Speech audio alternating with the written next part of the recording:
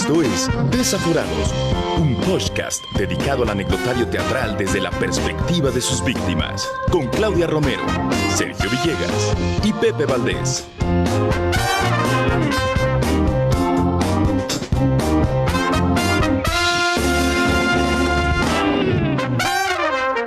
Comenzamos.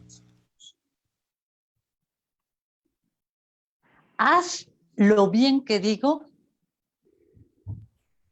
y no lo mal que hago. La Celestina. Exacto. Absolutamente.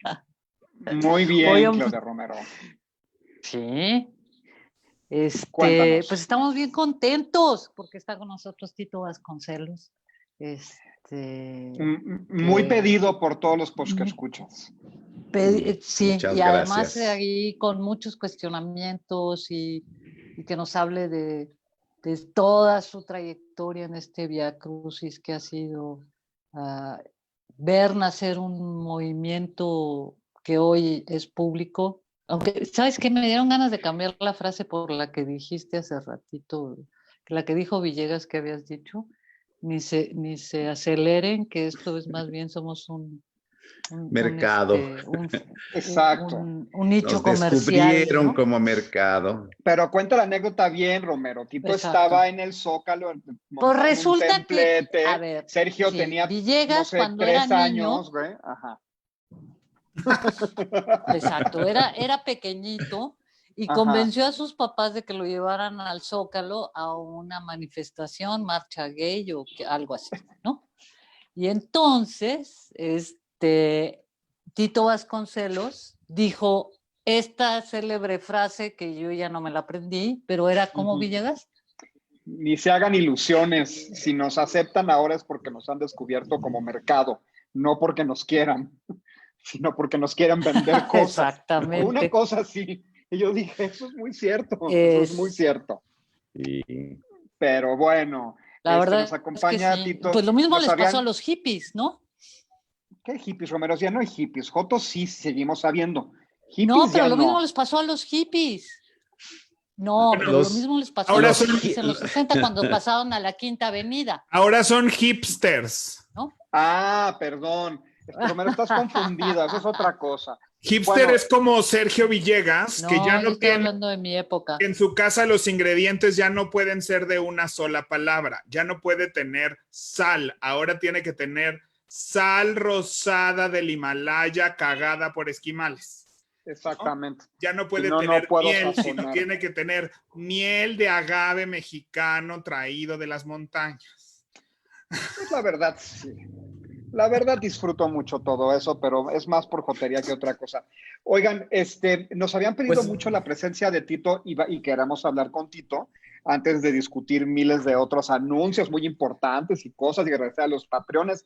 Todo eso va a suceder, pero que queremos entrarle al quite con Tito, hablar un poquito acerca de, me interesa, bueno, Fer quiere una pregunta inmediatamente. Fer ya Pues, le anda. ¿qué les parece si antes de empezar con la conversación, todos los que estamos viendo este streaming lo compartimos para que llegue a más personas? Y nos está saludando Sergio Esquivel en la página de Facebook. Dice, hola desaforados, qué gusto verlos y oírlos. Abrazos desde Monterrey. Muy Juanmi Gare dice saludos desde Monterrey. Igualmente, Omar Flores, saludos. Me parece muy Entonces, bien. ¿ahora qué? No, nada. A mí me interesa preguntarle a Tito. Tito, cuéntanos un poquito. ¿Dónde naciste y quiénes fueron tus papás? yo nací en el estado de Oaxaca, en la capital del estado, hace 69 años. Mis padres eran profesores, mi mamá se llamaba Berta, ya no está, vivió hasta los 96 años y se hartó y dijo bye. Y mi papá, pues también por ahí, por esa edad, él se llamaba Gustavo. Mi nombre completo es Tito Gustavo. Entonces, yo nací en Oaxaca y pasé toda mi infancia, mi primera infancia, y empecé la secundaria allá y la vine a terminar aquí a la Ciudad de México. ¿Qué te hizo venirte a la Ciudad de México? ¿Por qué no quedarte en Oaxaca toda la vida? Se vive muy bien allá, está muy bonito. Porque ya había yo arrasado en Oaxaca. ¿A qué le llamas arrasado, Tito? Eso, a arrasar. Yo fui muy precoz. Hace poco salió una entrevista que me hizo Iván Martínez y le platicaba un poco el asunto de mi precocidad. Yo aprendí a leer muy chiquitito. Debo haber tenido como 4 años. Yo me iba a sentar con un vecinito que estaba en el primer año de primaria y en realidad él fue mi primer maestro. Yo le copiaba la tarea y yo empecé a leer solo. Aunque mis padres fueron profesores, fue una sorpresa para ellos cuando yo empecé a leer, porque me dio por leer todo, anuncios, letreros, pedacitos de periódico, me dio una ansiedad enorme ese descubrimiento. Entonces yo siempre tuve acceso a la lectura, había un buen librero en mi casa y descubrí por ahí una mitología grecolatina y eso me abrió los ojos a la vida. Entendí muchas cosas de las que me pasaban, de lo que yo sentía y bueno, se la pasaban muy bien los dioses griegos y latinos, no le hacían fuchi a nada. ¿Cuál fue tu la primera vez que pisaste un escenario aquí en la Ciudad de México? Fue en el Teatro del Bosque, estaba terminando el 2º año de secundaria aquí y mi maestra de literatura, Azucena Rodríguez, que es una actriz que todavía anda por ahí, hermana de Alicia Rodríguez, ellas tenían la voz muy parecida y empezaba por aquellas épocas la frecuencia modulada y ellas eran unas voces muy sexys y muy cachondas, FNTO, y ella era maestra de literatura, estaba estudiando letras hispanas y decidió que podíamos hacer un numerito teatral para el festival de fin de cursos de la secundaria y yo, encantado de la vida, me inscribí con su grupo y lo primero que hicimos fue el retablo de las maravillas de Cervantes. Yo fui el pícaro Chanfalla y bueno, en el Teatro del Bosque, lleno, a más no poder con todos mis compañeritos que jodían de un hilo porque yo era más chiquitito, porque era el jodito, porque era, en fin, delicadito y femenino siempre fui. Entonces, pero verme en el escenario fue una revelación, porque entonces al año siguiente, cuando yo llegué, pues los que no me conocían eran los de primer ingreso, pero los que jodían ya sabían que yo era el actor, jovenzuelo, y gané respeto a través del teatro, ¿no? Entonces, mi debut fue en el Teatro del Bosque.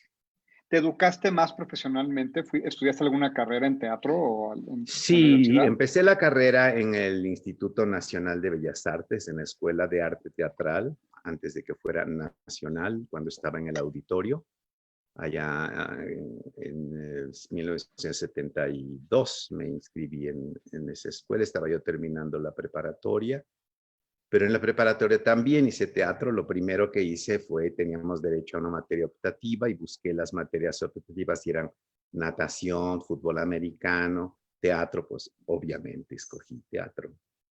Y ahí conocí a Marcela Ruiz Lugo, una maestra que ya no está con nosotros, y ahí fue el real descubrimiento de mi talento, de mi deseo de estar en el escenario, de que tenía y quería decir cosas, y que resultaba vital para mí estar en un escenario. Me sentía vivo, me sentía a gusto. Creo que perdimos a Claudia Romero, que se integrará. Cayó un rayo, a ver si no le cayó a ella, y justo desapareció. Entonces, ahorita que se reintegre Claudia. Tito, ¿cómo era la escuela, la ENAT en ese entonces, o cómo era la escuela de Limba? Era muy bonita la escuela porque éramos vecinos de la Escuela Nacional de Danza, teníamos una serie de teatros ahí, el Teatro del Bosque, el teatro,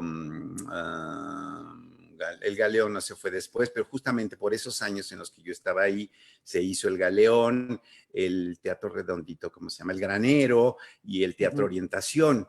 Y era un lugar muy vivible, pues estar en medio del bosque era fabuloso, la verdad, no había tanta gente, no había tanto, se podía caminar, existían ahí en el auditorio unos espacios en donde vivían estudiantes de arte no tenían, que venían de provincia y que no tenían dónde. Había, uno se llamaban los habituarios y eran, bueno, muy famosos porque eran, pues, imagínense, los estudiantes de arte ahí juntos, sin vigilancia paterna. Oye, y dentro de la de este ambiente universitario o de la escuela, ¿hay algún maestro o maestra que recuerdes, así como recuerdas a tu maestra de la prepa? Pues mira, el Marcela realmente fue la maestra que me dio el impulso y que me dijo, si es lo que quieres, hazlo. Yo tuve problemas en mi casa porque cuando yo dije, quiero estudiar arte dramático, me dijeron, con nosotros no cuentes. Entonces yo agarré mis 3 tiliches y dije, bueno, pues si no voy a contar con ustedes, pues chai, y me fui de mi casa. Y ella, ella inclusive me dio de su bolsa dinero para irme a inscribir a la escuela de arte teatral. Y ahí pues empecé, tuve que empezar a trabajar inmediatamente, empecé a trabajar en teatro escolar y con Fernández me tocó trabajar todavía con un director mítico, Fernando Wagner, un texto de Luisa Josefina Hernández, el Popol Vuh, y empecé a trabajar muy chavo, muy chavo. ¿Y cómo te vivías en ese momento de juventud? ¿Estabas fuera del closet? ¿Sabías que eras gay? Yo lo supe todo desde que era prácticamente un niño. Cuando entró mi adolescencia, yo ya había descubierto qué era y lo que me gustaba, que me gustaban los señores, y empecé a ejercer mi sexualidad como una lolita cualquiera.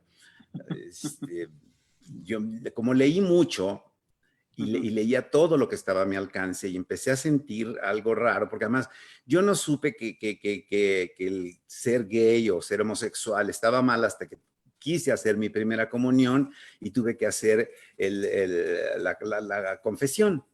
Y entonces los curas que tenían manuales de confesión para pues, sacarte la sopa, pues me sacaron la sopa. Entonces, pero fue un sacerdote muy benigno, muy benévolo, que me dijo, muy viejecito ya, el padre Memo se llamaba, en la Basílica de la Soledad, y me dijo, no, mijito, eso no está bien. ¿Y sabes por qué no está bien? Pues porque está mal, mijito.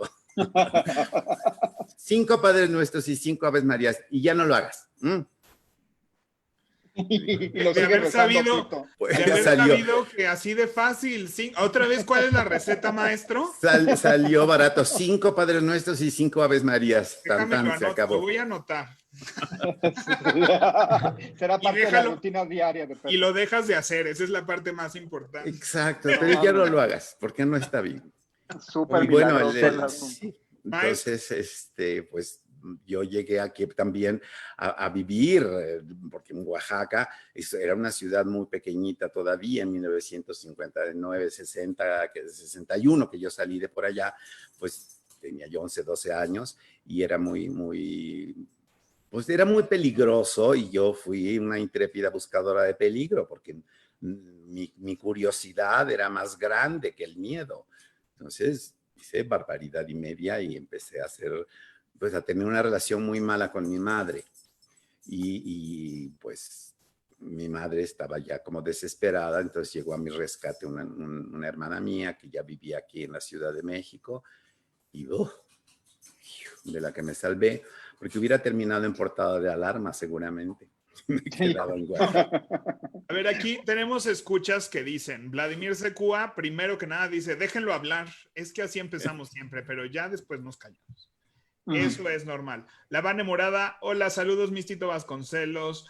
Glover de Villavicencio, saludos al maestro, te quiero. Y Rodrigo Palazuelos dice, pregúntenle de Francis. Francis ya se murió, ¿no? Francis ya se murió. Tengo entendido que sí. Sí, bueno, tiene un trabajo importante en cuanto a que abrió y fuentes de trabajo para personas gays y para travestis en particular, pero no fue una persona que trabajara ni hiciera nada a favor de la comunidad LGBTI. No hizo nada. Punto. Le dio trabajo a sus compañeros y eso estuvo muy bien y se hizo muy famoso y se hizo cuate de Silvia Pinal, y no, curricularmente, artísticamente tampoco es que haya inventado el hilo negro, ¿no? Los shows de travestis eran muy populares en la época en la que él debutó y empezó a ser famoso. Había más grupos de travestis y siempre han sido los travestis muy atractivos para el público heterosexual, ¿no? Entonces... Oye, Tito, en el episodio que dedicamos recientemente a la representatividad y visibilidad de la comunidad LGBTT, sopa de letras, en el teatro mexicano, tocamos un tema que luego la gente nos ha seguido escribiendo y preguntando, que es, ¿qué pasa cuando los actores o las actrices salen del closet? Y si eso afecta o no cuando se unen, o su capacidad para unirse a estos elencos, que además a lo mejor los productores o los directores dicen, no, ya no quiero que fulano venga a mi obra porque pues la gente lo percibe o sabe que es gay, o qué es lo que pasa en la cabeza de los espectadores. Me imagino que pasan muchas cosas.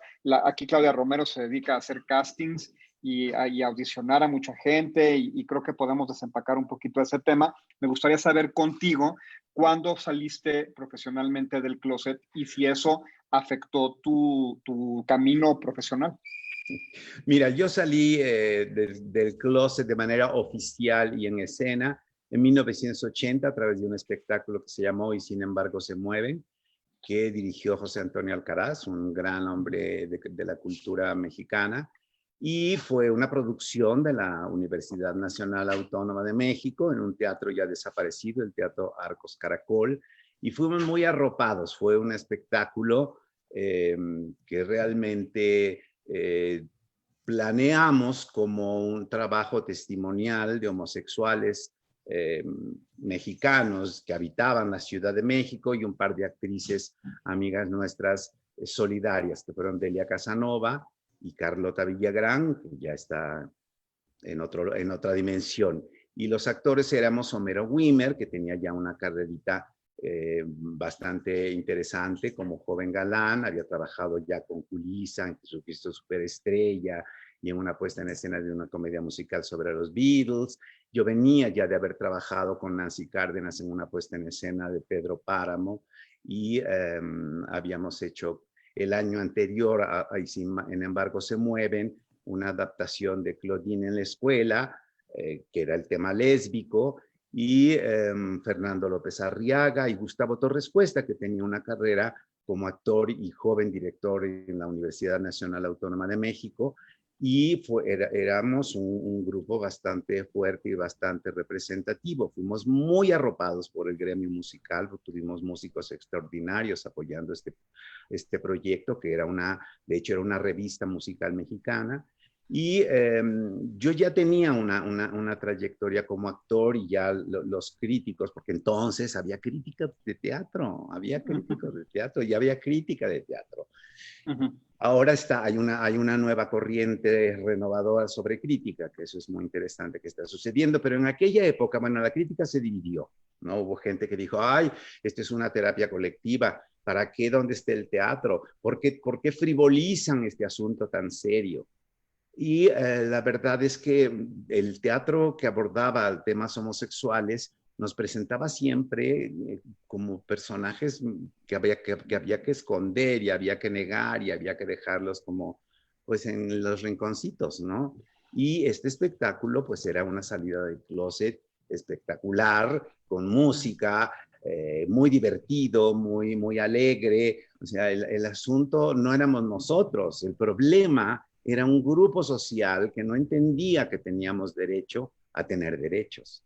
Entonces, la crítica, que ya me había dado la bendición, dijo, Tito Vasconcelos acaba de enterrar su carrera. Y pues la verdad... ¿Y así fue? Pues la verdad no se enterró mi carrera, porque decidí, porque además justamente por eso a finales de los años 70 yo descubrí el teatro cabaret. Y empecé a averiguar y empecé a trabajar, y me pareció un medio muy importante porque podía yo hablar en primera persona porque el cabaret se hace muy rápido, porque el cabaret nos permite hablar en primera persona de las cosas que nos importan, de las cosas que nos duelen, de las cosas que nos indignan, de las cosas que nos da risa y de las que tenemos la obligación como entes sociales de denunciar la corrupción y de denunciar el ridículo que hacen, pues los que hacen el ridículo, ¿verdad? Entonces, yo no lamento para nada el que la gente piense que sacrifiqué mi carrera en beneficio de la comunidad LGBT. No, lo hice por mí de entrada. Lo hice porque yo tenía el derecho de vivir una vida libre de estigmas, dignamente, y que la homosexualidad era una cosa que no tenía por qué estar siempre en primer plano. Pero finalmente la gente me identificó y me empezaron a ofrecer cosas así sobre homosexuales, y solo escogí las cosas que me importaron. A mediados de los... Cállate, niño. Es Pánfilo, es mi perrijo, y Catita. A mediados de los 80s, o sea, después y sin embargo se mueven, sí hubo, pues ni siquiera demasiado problema. A lo mejor sí me caí de algunos repartos posibles o de algunos elencos, pero la verdad es que nunca lamenté esto porque no dejé de trabajar nunca mente. Y en el 84 hice mis primeras mariposas, que fue también un hito en el asunto de lo que estaba yo consolidando, lo que luego sería mi lenguaje teatral, que era el cabaret.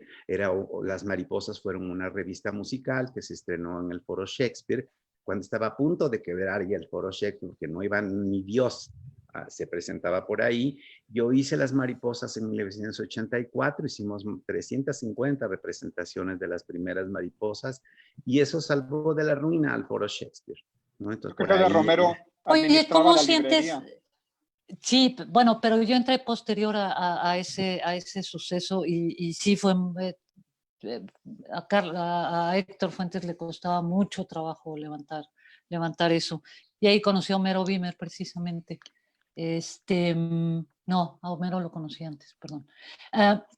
¿Y cómo sientes la trayectoria de la sociedad frente a la aceptación, además del tema comercial, desde luego, pero a la estigmatización digamos, de los años 80 a la fecha, o de los años yo creo 70 a la fecha? Que se ha avanzado, definitivamente se ha avanzado. Pues el asunto es que la marcha ha crecido enormemente y ya es una marcha multitudinaria, y está bien, y a mí no me molesta que sea un carnaval, porque la fiesta también es importante, porque la fiesta es un fenómeno social de compartir con otros, con tus iguales, y si te quieres mostrar en pelotas, pues es tu derecho, y si no quieres, pues también es tu derecho. El asunto es que más que salir a la fiesta, era el asunto de trabajar políticamente, de enseñar que el permanecer en el closet, o sea, tener derecho al closet, era exigir el derecho a no tener derechos. Entonces, siempre nuestra propuesta con un grupo con el que yo he trabajado desde entonces, que se llama Guerrilla Gay, con gente muy valiosa y muy valiente, decidimos tener como cruzada la destrucción de los closets, ¿no? No en el outing que hicieron los norteamericanos, porque aquí la gente no lo aguantaría, no lo hubiera aguantado, ¿no? ¿Qué le llamamos outing? Perdón. El outing, el sacar a la gente a huevo del closet, ¿no? Dice, ese es joto, ese también, y esa. No era una política que nosotros pudiéramos quisiéramos avalar.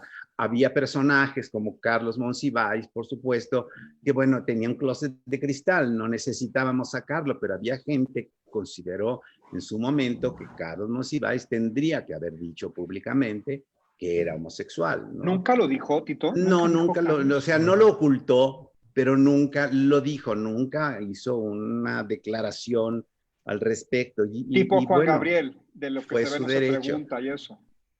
Pues eso de contestar con evasivas, ¿no? Pero no hubo gente que se le parara a Monsiváis a decirle en una entrevista, ¿eres joto? No, Monsiváis era muy inteligente, era muy brillante, él siempre sabía que no necesitaba él decirlo, ¿no? Y fue su derecho. Pero yo creo que vamos a llegar en algún momento, no sé si pronto, en donde eso ya no tenga sentido preguntarlo, eso ya no tenga sentido estarlo publicando, porque me parece que es seguir estereotipando y es seguir con estos esquemas de meter a la gente en moldes, ¿no? Pero bueno, o sea, eres gay, asunto, eres hetero, sí, pero déjame decirte una cosa, el asunto de la multiplicación de nuestro LGBTTI es la necesidad de cada grupo que conforma ese acrónimo de mostrarse como una entidad y como gente que merece una oportunidad y que merece respeto, y me parece muy bien. Siento, sin embargo, que esta división en el acrónimo ha dispersado el discurso político, que finalmente tendría que ser, y es el mismo, es conseguir derechos iguales para todos. No somos personas de excepción, pero nos tratan como apestados, ¿no? No tenemos representatividad suficiente en medios políticos, en posiciones de poder, ¿no? Fuera del closet. Lo importante es de llegar al poder y ser gay, es estar fuera del closet, ¿no? Porque yo siento también, ahorita que lo dices, maestro, en una conversación que tuve hace tiempo creo que de repente nos estamos clavando demasiado. Creo que ahorita el tema transgénero, travesti, todas estas aclaraciones que tenemos que aprender y hacer, como que de repente nuestra atención se fue a dejar claro cuáles son nuestras diferencias, ¿no? Y no es lo mismo un trans que un travesti. No vayas a confundir un transgénero con un transexual y de repente nos clavamos en este discurso de aclarar por qué todos somos diferentes, que siento que perdimos un discurso de somos iguales, ¿no? O sea, perdimos un discurso de decirle a los que no son ninguno de estos acrónimos, espérense, todos somos diferentes, pero somos iguales y cada quien tiene sus diferentes variaciones, pero eso no nos separa los unos de los otros, ¿no? A mí de repente, esta gente que tan apasionadamente, ¿tú qué opinas? Es comprensible que este sector del acrónimo, los travestis, los transexuales, etcétera, los asexuales. Este grupo de personas que tienen otra expresión genérica independientemente de su sexo biológico, ¿no? Porque eso parece indignarle inclusive a la Janet Rowling y se declaró TERF, ¿no? Creo que están en todo su derecho de exigir respeto y de exigir una identidad, porque son del grupo de los acrónimos, son los más violentados, son los más agredidos, son los menos comprendidos, ¿no? Porque, como estamos educados por machos en un país de machos, y como unos hombrecitos deciden no ser machos y deciden ser viejas, que es lo último que se puede ser en este país. Es indignante, y yo, la verdad, puede que no esté muy de acuerdo en algunos de los matices de su defensa, de su derecho a ser, ¿no? Por ejemplo, ya en el asunto de que ahora, si no eres una transexual, no puedes interpretar a un transexual para una película, en fin, pero eso ya es peccata minuta. Yo creo que están y en todo su derecho y con toda su indignación, porque los están matando, los violentan, no pierden su trabajo, pierden sus identidades de la época en que fueron o estaban en el sexo biológico, sus papeles, sus documentos, su identidad. Entonces tienen razón en este momento en estar exigiendo visibilidad y en estar exigiendo respeto. Creo que en cuanto esto baje un poquitín, porque tarde o temprano la gente va a tener que entender que es otra manera de ser. y que no necesitamos estar todos con tantas etiquetas, ¿no? Pero tienen su derecho y tienen su razón de ser en un país donde matan mujeres por el hecho de ser mujeres y porque las pueden matar. Un hombre que rehúsa ser un hombre biológicamente y que decide tener una expresión de género femenino, pues también lo matan porque renunció a ser. Es terrible, ¿no? Tenemos que seguir trabajando en contra del machismo. Parecería que yo la tengo transfobia una tiene... pregunta. Vasfer. ¿Fobia qué? Sí, que la transfobia tiene como origen, sobre todo, me parece que es la misoginia, porque sobre todo se castiga más a las personas que deciden irse de un género masculino a uno femenino. Creo que son las personas más castigadas en esta sociedad. Pues sí, porque renunciaron a ser hombres en un país de machos. Claro. Pues los machos no lo perdonan, ¿no? O sea, en la mentalidad del macho, o sea, no solo te hiciste mujer, pero tienes la fuerza de un hombre para aguantar. O sea, menos me va a detener mi agresión a la mujer porque además sé que eres hombre y entonces aguantas. O sea, hay una cosa ahí súper invertida y sí, hay que seguir sensibilizando al público en general sobre el derecho que tenemos de ser lo que nosotros decidamos ser, independientemente de que no estés de acuerdo. O sea, si a ti que las bodas entre dos hombres no te parece, pues no te cases con un hombre. Si eres mujer y te molestan las bodas lésbicas, no te cases con una mujer, ¿no? El asunto es que no somos capaces de respetar a los otros porque creemos siempre, ¿no? Que somos muy tolerantes, que es una de las palabras que a mí más me irritan porque tendremos que ser respetuosos. Te amo, ya, ¿no? exacto. No, o sea, odio la palabra tolerante, como si además tuviera yo, ¿qué? O sea, me siento como Dios para tolerar, ¿no? No, pues es que el que tolera se pone en el escalón de arriba, ¿no? Y te mira para abajo, te tolero. No, pues estamos en el mismo piso, estamos ¿no? igual, vámonos respetando, vamos aprendiendo. O sea, nos da tanto terror porque la ignorancia nos provoca miedo. El no saber nos provoca terror. Pero si averiguamos y empezamos a aprender que hay otras maneras de representarse, de manifestarse, de ser, si aprendemos de eso, vamos a estar más tranquilos. El negarse a aprender es lo que hace que la gente se vuelva tan violenta, ¿no? La ignorancia. Tito, yo tengo una pregunta. Tú has, además de ser una bandera de defensa para el gremio, tú has sobrevivido gracias a un esfuerzo muy personal. Tienes 3 espacios hasta hace poquito, ¿no? O digo, que ahí siguen. Regresarás, pero además sé que das talleres de ¿cómo se llama? De cabaret, pero además para presentar proyectos, para sacar recursos, ¿no? O sea, tienes una gama infinita de actividades que tienen que ver con este asunto de sobrevivir, ¿no? En un medio que siempre ha estado moribundo, que es el teatro y que son las artes escénicas, ¿no? ¿Cómo pues llegas mira, cuando ahí? yo empecé a hacer teatro, había mucho teatro, muchísimo. Nuestra cartelera competía con el West End y con Broadway ventajosamente. Dábamos 9 funciones a la semana en el teatro profesional. 3 martes, miércoles y jueves dábamos una función cada día y jueves, viernes, sábado y domingo dábamos 2 funciones. Entonces, 9 o 10 funciones a la semana y había público para todas esas funciones en todos los teatros.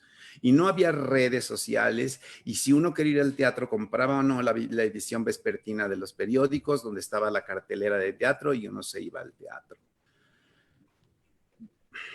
En fin, han pasado muchas cosas que la televisión nos ha arrebatado, ahora las plataformas y las plataformas de streaming y Netflix y todo eso, ¿no? Y ya están en la casa, ¿no? Entonces, ha cambiado mucho el público, aunque sí hay gente todavía que busca el teatro, ¿no?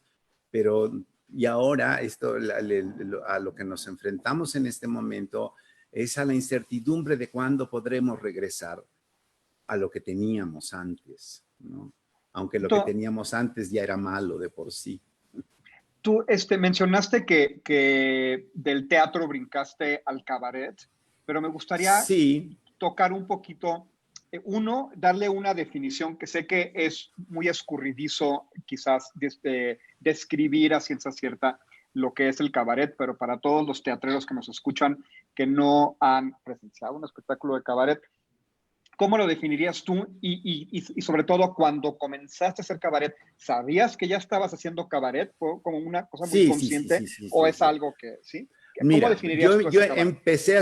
empecé a hacer cabaret intuitivamente porque yo descubrí que al grupo que trabajaba con Juan Ibáñez, a finales de los años 70, durante la década de los 70, empezaron a ver estas expresiones y esta necesidad de un teatro de emergencia, un teatro más rápido, de creación más inmediata. Y empezaron a hacer las cosas como se hicieron en la revista mexicana, que es un producto también netamente nacional y que curiosamente, antes que Bertolt Brecht hiciera el asunto del cabaret político, la revista mexicana ya tenía esas nociones de crítica social, de crítica política, y que se desarrolló enormemente en los años de la Revolución.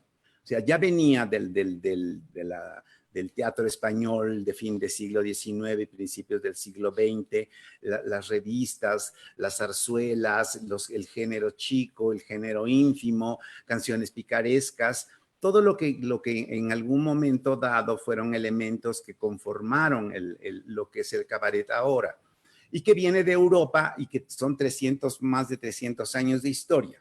Pero el cabaret, como yo lo concibo y como lo enseño, es una manera de teatro musical, de creación inmediata, de reacción inmediata, porque necesitamos decir algo en el momento. No hay tiempo suficiente para encargarle a un dramaturgo ¿no? Porque que baja o no baja la musa, ¿no? De la producción, en fin, la revista mexicana se trabajaba, en una semana se montaba una revista mexicana. Se entregaban los libretos el lunes y el sábado, en la función de las 10 de la noche, se estaba estrenando la revista, con orquesta, con coro de baile, con cómicos, con las estrellas, las vedettes, con María Conesa, la Rivas Cacho, la Montalbán. Una gran revista que implicaba 200 personas. Se montaba en una semana. Y dije, ay, pues, ¿En qué tipo de espacios? ¿En qué tipo de espacios en el Teatro Esperanza Iris, ¿no? Claro, solo teatros grandes podían albergar esas producciones y podían pagar esas producciones. Los teatros chiquitos hicieron sus versiones, las carpas, los teatros de barrio hicieron lo suyo, y en las carpas se nutrían para llegar a las revistas de los teatros grandes con grandes producciones. Cantinflas, Medel, Palillo nacieron en carpas, que eran las versiones pues pobres de la revista, ¿no? Entonces es un género muy, muy maravilloso, porque antes de que Brecht lo pusiera y lo codificara y pensara que él había inventado esto, ¿no? Porque lo inventó Eurípides, nosotros nomás lo fuimos reinventando y recuperando, y los franceses, ¿no? Que son los creadores de lo que conocemos como cabaret. El cabaret fue, de hecho, de nacimiento, solo un espacio en donde la gente podía irse, la gente de bajos recursos, de escasos recursos, podía ir a sentarse a comer un bocadillo y a beber vino. Era el origen del espacio, fue eso, nada más. Pero ahí llegaban y empezaron a recalar los músicos ambulantes. Y había músicos ambulantes que venían con su perrito al que le habían enseñado a bailar. Y a esos espacios empezaron a llegar todos los marginales de los espectáculos de feria, la mujer barbada, la mujer tatuada, el hombre pescado, la mujer serpiente, y todos esos recalaron en un espacio marginal. Y ya para el siglo XIX, a mediados del siglo XIX, ya los empresarios empezaron a decir, híjoles, nosotros estamos desperdiciando una cantidad brutal de talento. Y se empezaron, y ya para el último tercio del siglo XIX, se empezaron a construir específicamente teatros y espacios de expresión de lo que primero fueron revistas, fueron unas mezcolanzas. Había bailarines de un solo pie, pintores sin manos, todo eso cupo en el cabaret. En el cabaret llegaron los travestis, llegaron los saltimbanquis, llegaron las gentes con habilidades especiales, los monstruos de feria, y todo eso, dijeron los empresarios, pues hay que ponerles algo bonito, vamos a ponerlos en orden. Y el siglo XIX fue extraordinario en Francia, ¿no? Porque se desarrollaron los circos, y a los circos, en los circos también se llevaban grandes espectáculos teatrales de gran aparato. Sarah Bernhardt, al final de su carrera, trabajaba en los circos haciendo recitales de sus mejores personajes, sus mejores monólogos, y dice una anécdota muy chistosa que ella siempre exigía actuar después de los leones, pero antes de los elefantes. Eso es muy bonito, ¿no? Oye, maestro, pero es todo el ¿por qué? ¿Por qué? Pues porque ya después de los elefantes ya está muy difícil que la gente se concentre en Andrómaca o en algún otro de los personajes trágicos de Sara. Ay, que es Catalina, que no está desesperada de que no le hago caso. De atención. No, sí, hazle caso. Aquí Sí. está Otelo también Ya. siendo atendido. Yo tengo duda porque ahorita hablamos, siempre que se habla, yo escucho cada vez que se menciona la carpa, se habla como, bueno, este museo casi, ¿no? O sea, es que bueno, eso viene de la carpa y siento, pero en ese momento siento que la gente lo veía como nosotros ahorita vemos al Tenorio Cómico. O sea, a veces decimos que el Tenorio Cómico dentro de 50, 60 años vamos a decir, no hombre, o sea, eso era cuna de la comedia, de la picardía nacional, ¿no? Y del humor político. Bueno, el sea, Tenorio Cómico ojalá desaparezca y desaparezca pronto y para siempre, ¿no? Porque es una de las cosas más horrorosas, es de las cosas más horrorosas y más chafas que se han realizado en la escena de este país. Ok. Pero la carpa, mi pregunta es si la carpa en algún momento fue percibida así por otros grupos más. La carpa fue muy despreciada por los actores de escuela, porque, ay, cómo los pelados, la utilización del lenguaje, de lenguaje popular en las carpas, ¿no?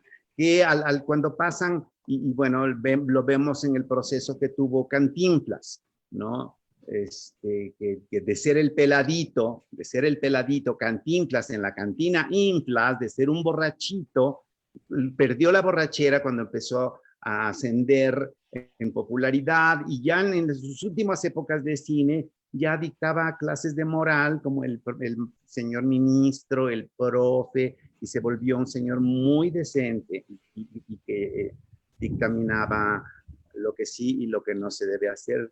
Y hasta lo hacía mejor Chabelo en ese caso. En el ¿no? Cantinflas Show, ¿no? Pero sí, el asunto es que las carpas eran las versiones, digamos, de Región 4, de las grandes producciones de los teatros que tenían sus productores con billete, pues, ¿no? En las carpas se fogueaban y la gente sí aspiraba a llegar a trabajar en el teatro principal o en algún teatro grande, ¿no? Ahora, algo que, volviendo un poquito al cabaret, algo que tiene el cabaret, que digo, yo sé que todos los espectáculos, incluido el teatro, son espectáculos que pasan para muchas personas en la tarde o en la noche y que se conectan con la vida nocturna de la ciudad, pero creo que el cabaret no se conecta, es que es parte de la vida nocturna de la ciudad, porque además normalmente hay alcohol, se sirve comida, es un ambiente Claro. mucho más relajado. Pues El es que teatro así tiene nació mucho el más orden. cabaret. El cabaret sin una copa no es cabaret. El cabaret donde te puedes echar una tapa o un sandwichito o unos sopes o lo que sea, no es cabaret. El cabaret es el espacio en sí, y lo que sucede en el escenario del cabaret puede tener connotaciones políticas, puede tener connotaciones sociales, o puede ser nada más, pues ahí un espacio en donde se subió el cuentachistes y cuenta chistes, ¿no? Se vale, no hay una concepción ni una sola manera de hacer cabaret. Y ni yo podría en este momento decir, eso no es cabaret. No, todo lo que se hace en ese espacio es cabaret. Malo, bueno o regular es cabaret. La importancia del cabaret es que tiene que tener, por lo menos el cabaret que yo propongo, el que yo enseño, es que los actores que quieren venir a trabajar conmigo tienen que tener un discurso personal, tienen que tener algo que decir. Y yo les enseño cómo armar, cómo construir. Los puedo ayudar a buscar su discurso, su humor, con premisas muy académicas, porque además muchos de los actores serios, ¿no? Dicen, ay, qué chiste tiene hacer cabaret, te pones tacones y peluques, sales a jotear como Tito Vasconcelos. Ya los quisiera ver. Ya los quisiera ver haciendo una investigación como las que yo hago o hacen mis alumnos, ¿no? Sí, pasamos por Stanislavski también para hacer cabaret, por supuesto que sí, pasamos por teoría dramática, tenemos que conocer géneros dramáticos para no andar diciendo las estupideces que te hacen algunos comicuchos de cuarta en este medio, ¿no? Los estandoperos verdaderamente, si pasaran por lo menos por la primaria, mejor stand-up harían. Claro. Bueno, voy a leer comentarios de Pues que escuchas. Muy Luna Lepus dice, saludos, maestro Tito. Fernando Flores, la gorda Alcaraz, creo que ya se nos pasó a decir a tiempo eso. Jacob Betec, qué increíble invitado. Nunca se dices Betech o Betec, perdón. Esplendor Grimaldi, que es muy fan de este programa. Saludos al gran dios del arte, Tito, Titus Maximus, Titus. Fernando Aplausos. Flores, era yo un closetero de 16 años cuando conocí a Tito. Lo oía en Medianoche en Babilonia, un programa de radio a mediados de los 90s. Ese era mi único contacto con el ambiente gay a mis 16 años en 1993. Gracias a Medianoche en Babilonia pude saber sobre VIH, lugares de ligue, políticas, activismo, cine, música, teatro y cabaret. Fue un oasis dentro de mi closet a mitad de los 90s. Salimos del closet para visualizarnos y con ello hacer disidencia. Sí, Norma John de López, perdón, ¿me sigo? Sí, adelante. Están buenos. Venga. Tito Vasconcelos, siempre talentoso y agradable. Coincidimos muchas veces a principios de los 80s cuando estuve en los elencos de A Chorus Line en el Insurgentes y Cachún Cachún en el San Rafael. Muchos besos, querido Tito. Jesse Garibay, grande maestro Tito, valor y verdad, ganas de jugar con júbilo e inteligencia. Tu papá te manda saludos, Sergio. Y Elizabeth Guerra, inteligencia y sabiduría, grande maestro Tito. Gracias. Hablando del programa de radio Medianoche en Babilonia, que nació, pues, yo en el 93 es cuando yo nací, pero hace poco tuve la oportunidad de oírlo, porque yo había oído hablar de ese programa por medio de amistades de mis padres, y pude encontrarlo, que subieron unos episodios que tú dejaste grabados para cuando no transmitías en vivo. Están en Radio Educación, en la página, los pueden consultar. Y me parece increíble que no tengamos en este momento un programa como este, la comunidad LGBT. Creo que era un programa súper importante en su época y creo que aún nos sigue haciendo falta tener un espacio así, la comunidad, donde realmente nos preocupemos por crear comunidad y no por estar remarcando las diferencias, me parece. Medianoche en Babilonia fue una cosa muy extraordinaria que sucedió en los 90s. Yo había trabajado a principios de los años 70 en radioeducación Y justo cuando me harté, porque bueno, era una estación del Estado, los presupuestos a veces llegaban tardísimo, entonces tenía uno que andar a la cuarta pregunta. Yo decidí que ya no quería trabajar más ahí, justo cuando abrían una plaza y que iba a ser para mí. Yo dije, ay no, yo ya estoy hasta el gorro de tener esto. Y esa plaza la ocupó Emilio Bergengi, que ahora ya no está con nosotros. Y luego, muchos años después, ¿no? Emilio me llamó y me dijo, oye, fíjate que estamos en Reeducación queriendo hacer una barra nocturna de compañía, porque descubrimos que hay mucha gente que nos oye y quisiéramos tener alguna interacción con ese público que en la noche, amas de casa que están preparando la lonchera para el escuincle al día siguiente, o están planchándole la camisa al marido, o chavos que están haciendo su tarea, o choferes, en fin, un público de noche, que trabajaba de noche. Entonces hubo 5 programas de lunes a viernes, y yo tuve los domingos, luego pasamos a los domingos. Estuvo también Luis González de Alba en esa barra que se llamaba Solo para Solititos. Y Emilio me dijo, yo creo que hace falta que tú le hables a tu comunidad. ¿Te animas? Pues va. Y me aventé como el Borras.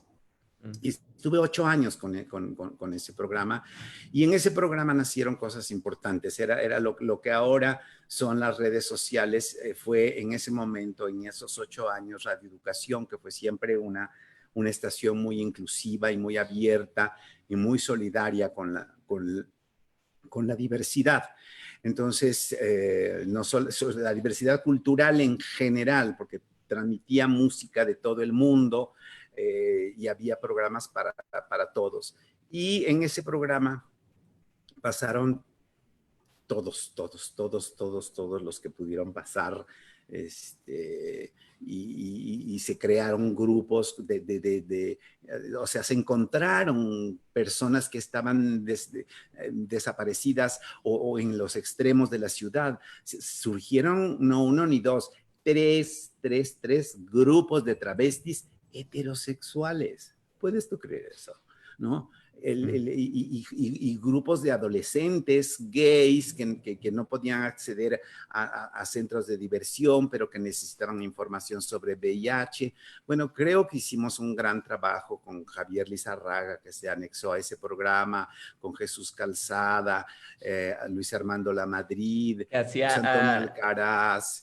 Hacía las crónicas de Irmita Iztapalapa, Iztapalapa, ¿no? las crónicas de la gente, las crónicas de la gente decente, sí, que era una barra de crítica social a las buenas conciencias. Entonces fue una época muy, muy extraordinaria. Muchos años, pues ya casi 30 años de eso. De repente alguna vez que llegué a algún hotel así, porque iba de vacaciones, el chavo cuando vio mi nombre, usted no, fue importante. Mucha gente nos oía debajo de las cobijas en un radio de transistores, y en algunos casos lo oían con sus padres. Los chavos oían el programa con los papás, y sirvió para cohesionar familias, para muchas cosas. Sí hace falta, yo creo que sí hace falta otro programa como Medianoche en Babilonia, un programa sin las pretensiones de ser la más bonita, la más perra, la más chingona. No, yo estoy un poco harto de lo que ha provocado RuPaul Drag Race, ¿no? Está bien, ¿no? Yo entiendo la necesidad, pero la verdad, si uno analiza todos estos programas, el nivel intelectual de los participantes es de bajo alfombra, mayoritariamente, ¿no?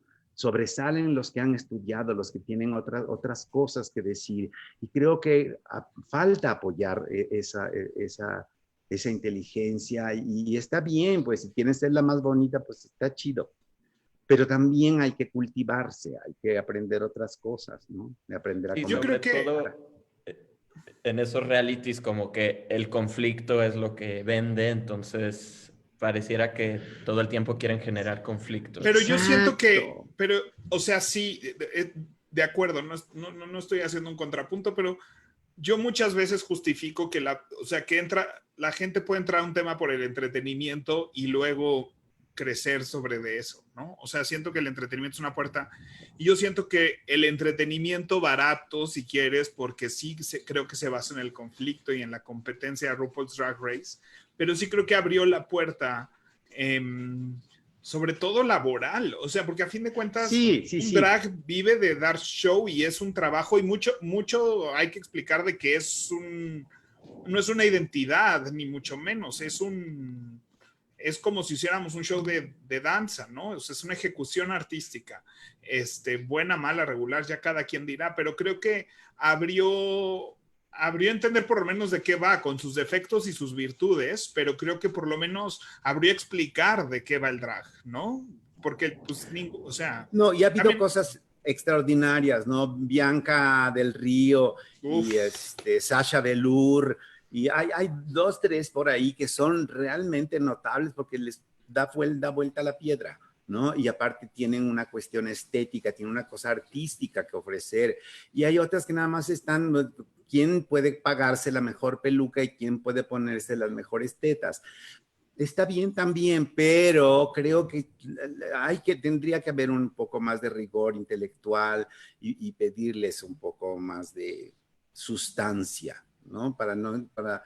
Porque las confrontaciones y la competencia están bien, pero no es suficiente. ¿Qué le pasa? O sea, ¿dónde el cabaret se vuelve? O sea, yo siempre he tenido esta duda. Yo vengo de un mundo muy comercial, muy de producciones grandes con mucho presupuesto. Así fui criado, educado, concebido.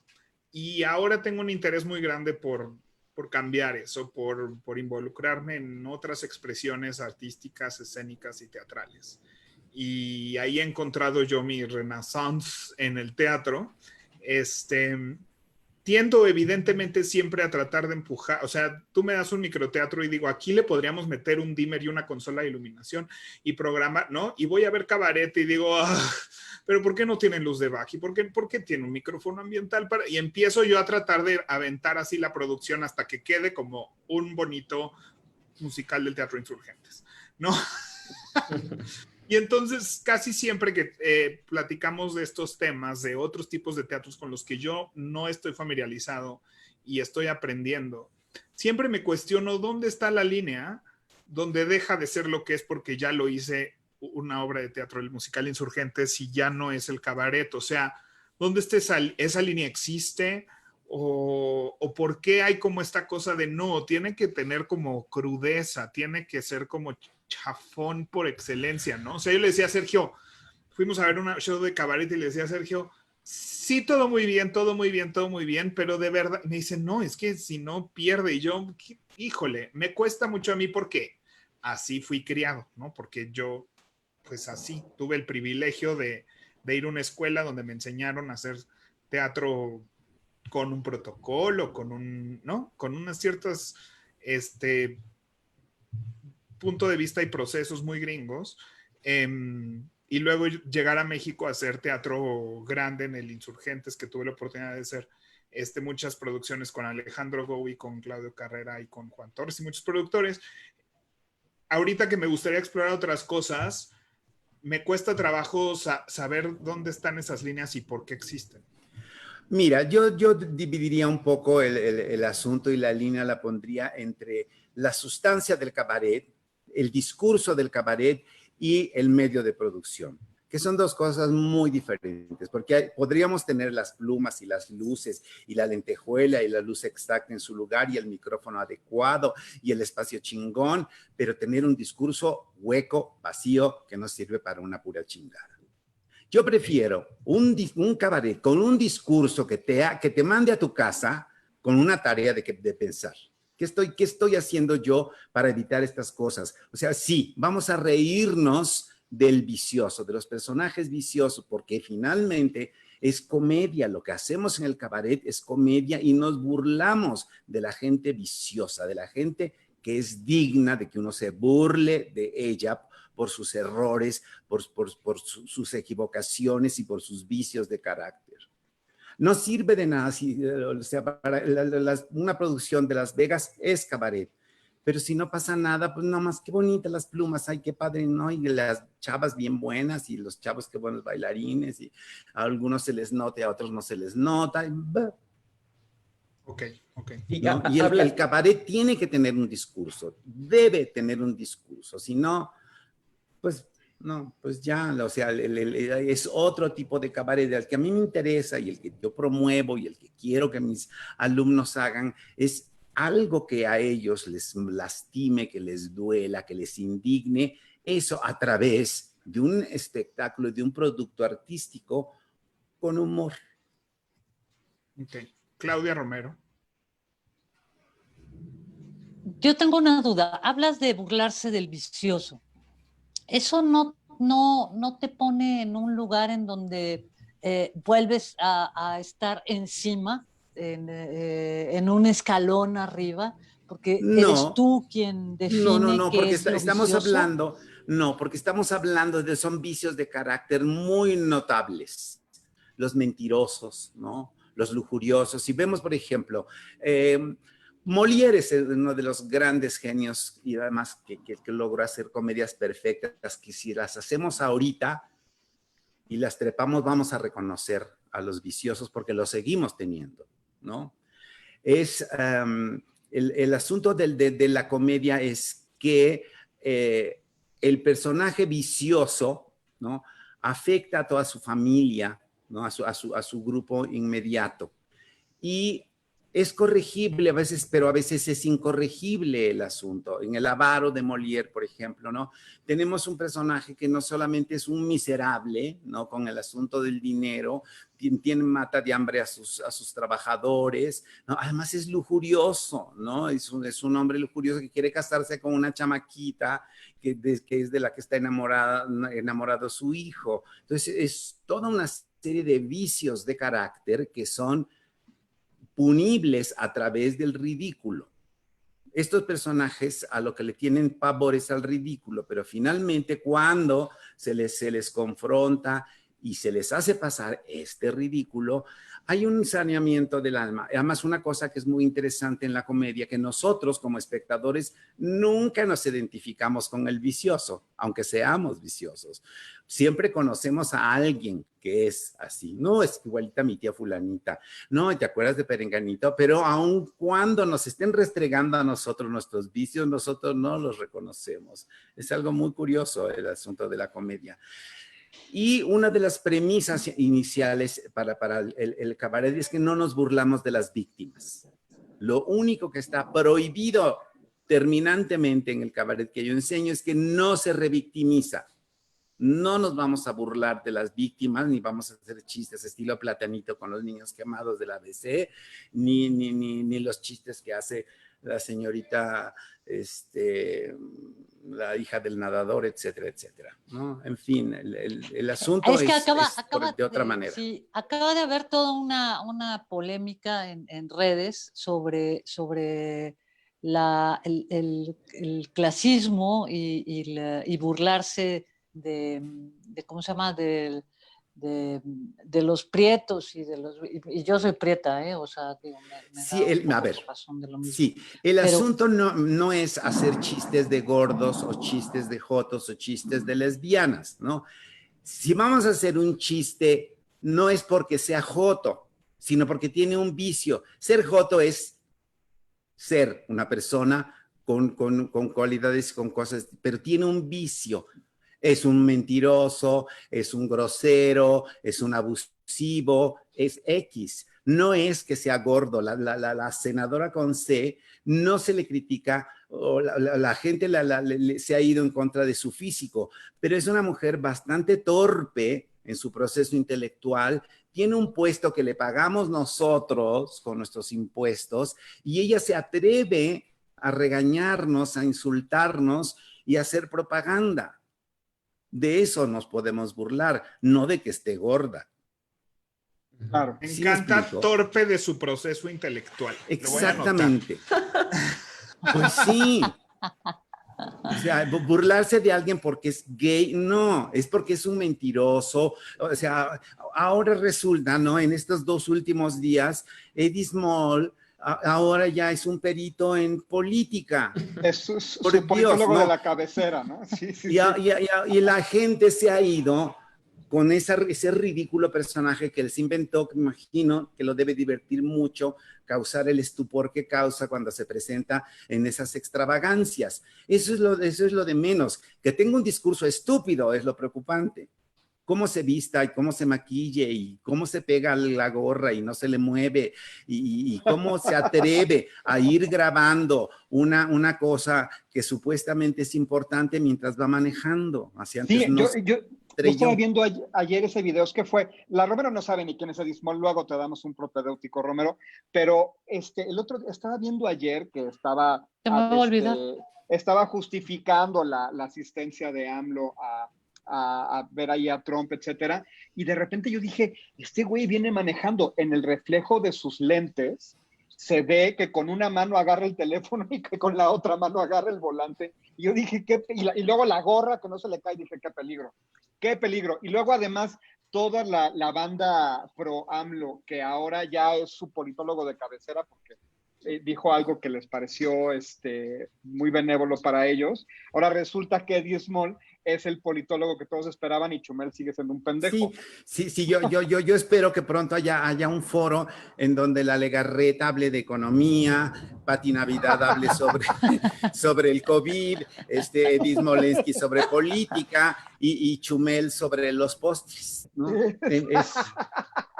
Yo pagaría por ver eso, sería de las pocas cosas que sería yo pagaría maravilloso. por ver. Pues ya está su siguiente show cabaret escrito. Ya Maestro, Oigan, me parece muy interesante y seguro yo y mucha gente que nos escucha, además de sus alumnos, ¿dónde lo podemos seguir? ¿Dónde podemos aprender más? ¿Dónde?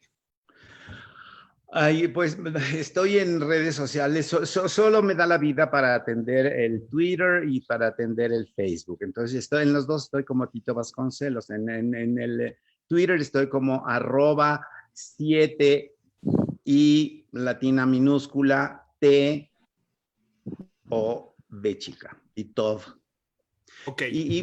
Pero si ponen mi nombre, les da mi dirección. Pero cuando dices mis alumnos en mis cursos, sí, ¿das clases, cursos? Sí, el año pasado tuve una coproducción del Fondo Nacional para la Costura en las Tardes y como parte de mi retribución social di al principio de este año un taller que sumara todo el proceso que yo tuve de una adaptación que hice de una obra de teatro de Carlos Talancón, que en un formato tradicional de teatro la convertí en una comedia musical de pequeño formato y estuve como el teatro de terror, como una cosa de terror al estilo de Rocky Horror Picture Show o de la tiendita de los horrores. Entonces fue un proceso muy interesante y di 3 talleres y se juntó un grupo muy interesante de estudiantes y estamos ahora, quedaron como con ganas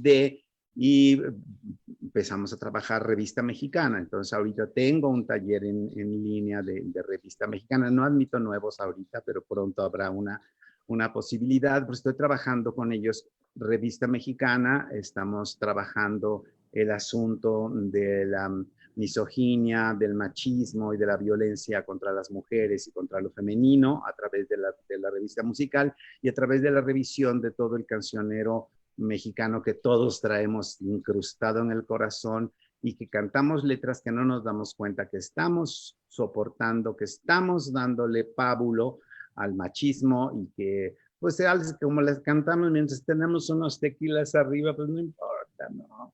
Entonces, esos son mis alumnos. Yo espero que, no sé, tal vez el mes que entra habrá un taller en línea. Yo les avisaría si les interesa. Avísanos Soy para muy publicarlo en divertido nuestras como redes. maestro.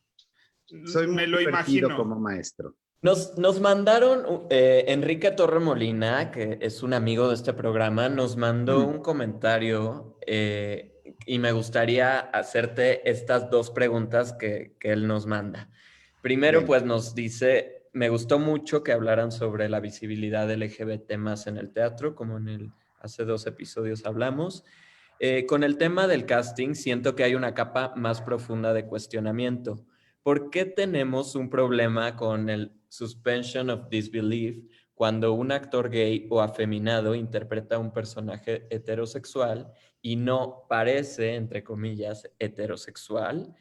¿Y por qué no cuestionamos, o al menos no tanto, cuando un actor super macho alfa interpreta a una jotita caricaturizada?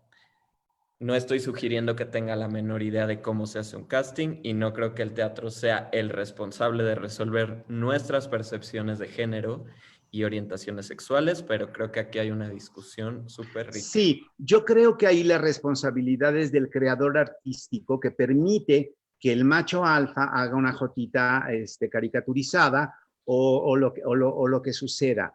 Es un poco ahí el responsable, el que firma el producto tiene la responsabilidad y más que irse contra el actor, que puede ser bueno o malo, o en general, si es un buen actor, no hace una caricatura. Si es un buen actor, tendría que hacer una gran creación de un personaje homosexual. Y sí hemos visto trabajos de esa naturaleza, ¿no? En el Tenorio cómico tenemos a los dos. Tenemos el macho alfa haciendo a la Jotita y tenemos a Pedro Sola haciendo a Don Juan Tenorio. Ahí está, Fer. Ya ven, el Tenorio es una joya de integración social.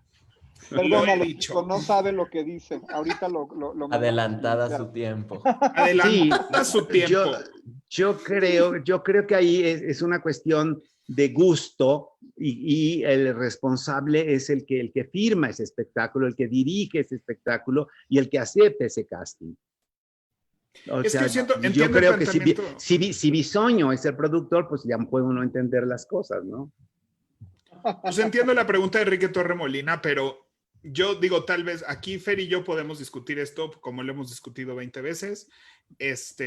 Yo sí creo que no me importa cómo sea en la vida, si el personaje exige heterosexualidad, eso es lo que tengo que leer en el escenario. Creo que no podemos comparar la seriedad de una obra que exige eso con, pues sí, pero a ver, con el tipo de obras que busca un macho alfa haciendo de jotita loca. O sea, siento que la calidad de ese producto con el que estamos tratando de comparar. Sí, pero por ejemplo, Rock Hudson, todo mundo le compró su heterosexualidad. Y fue la pareja ideal para Doris Day y se que entendían perfecto, fueron súper comadres. Y nadie le cuestionó que pudiera ser. O sea, era muy buen actor, Tito, ¿o cómo? Rock Hudson, Tito, digo, estaba fuera del closet para la alta sociedad de Hollywood, pero para las amas de casa de Oklahoma o de Guanajuato, pues muchas no sabían. O sea, no, pero yo siento, o sea, lo que dice el maestro Tito es que de la interpretación del personaje, exacto, no de su sexualidad o del el actor tiene que ser capaz de crear la ilusión de lo que no es, ¿sí? Por eso un poco me cuestiona lo que pasó hace poquito con Halle Berry y con Scarlett Johansson, que renunciaron porque además las TERFs y todo Dios se paró de chichis porque, ¿cómo, no? El asunto es que el cine es una industria que arriesga muchos millones de dólares, muchos, cientos de millones de dólares.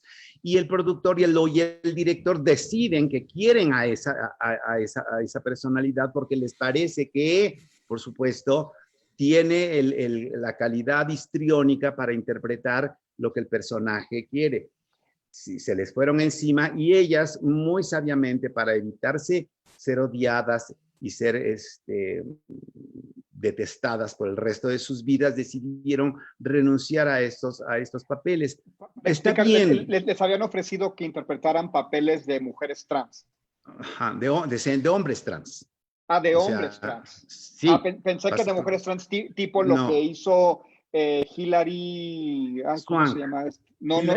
Hilary Swank hizo una, pero luego también, sí, pero ella hizo un hombre trans. Hubo otra actriz de las Esposas Desesperadas que recientemente estuvo en la cárcel, que interpretó en Transamérica, Felicity Hoffman, que interpretó a una mujer trans. Ajá. Por eso, pero era creíble, me explico. El asunto es que los actores tenemos la obligación de hacer creíble lo que nos pide el director, lo que nos pide la producción. Sí, o sea, aquí el discurso, que hay un debate por ahí sucediendo de que ¿qué importa que se vea Jotito en el escenario y su personaje sea un macho alfa? ¿Por qué no podemos imaginarnos que es un macho alfa Maricón. y no machos alfa maricones. y no discriminar su mariconés en el escenario, ¿no? Es que el asunto es ese, que tenemos que estar en la casilla y no salirnos de la casilla. Gonzalo Vega, que era un gran actor, le encantaba que te encantaba jotear. Él hizo el Frankenfurter, él estrenó el Frankenfurter en español y estaba que te lo querías llevar a tu casa, sentarlo en tu cama para que te recibiera todas las noches. ¿Sí? Y hacía Don Juan Tenorio. Y se los creía, le creías a los dos personajes, ¿no? Y la señora presidenta, ¿no? Y la señora presidenta. Yo trabajé con él, trabajé con él la caracterización para la señora presidenta. Fíjate, Tito, que yo hice la escenografía para la última versión que hizo Héctor Suárez antes de morir. Y había envejecido tan mal esa obra. Ya al final, cuando le pegaban a las mujeres y cuando, o sea, de alguna manera fue un producto de su época, que me parece que, lo comenté aquí la vez pasada, que no sobrevivió bien las décadas, ¿no? O sea, nos hubiéramos quedado con el recuerdo. Sí, yo creo que fue ahí culpa de la adaptación a México, porque es una comedia francesa, que se llama Mi hermana, sí. Monsieur, ¿no? Entonces, pues el asunto mucho de las adaptaciones que creen que si viene de la provincia y la vamos a hacer en México, pues entonces en lugar de venir de la Provence, viene de Guadalajara, ¿no? Y no es lo mismo, ¿no? Entonces creo que ahí fallan un poco en la cuestión de los arreglos dramatúrgicos, pero Gonzalo estaba divino de la señora presidenta, la verdad. Sí. Fue padrísimo. Por ejemplo, que ahorita haya un remake de Los Chicos de la Banda, es una obra horrorosa, espantosa. A los gays nos ponen como caca, ¿no? Todos culpígenos, todas malas. O sea, es como un capítulo de Drag Race, ¿no? Híjole, Sergio, pues ya se echaron tus últimas 2 escenografías, ¿eh? Porque él hizo el remake de... Sí, pero es que hago muchas, entonces no importa. Pues ya no tantas, ¿eh? Los Chicos de la Banda es espantosa. Tuvo su porqué en 1974, Cárdenas, ¿no? Sí, pero fíjate lo que sucedió inmediatamente después del porque fue primero un escándalo porque en la delegación Cuauhtémoc, cuando era delegación, estaba un imbécil que se llamaba Delfín Sánchez Juárez, que entre las muchas cosas que hizo contra el teatro fue exigir que le presentaran ahí en su oficina a Fernando de Rojas, porque verdaderamente cómo se atrevía a escribir una asquerosidad como La Celestina.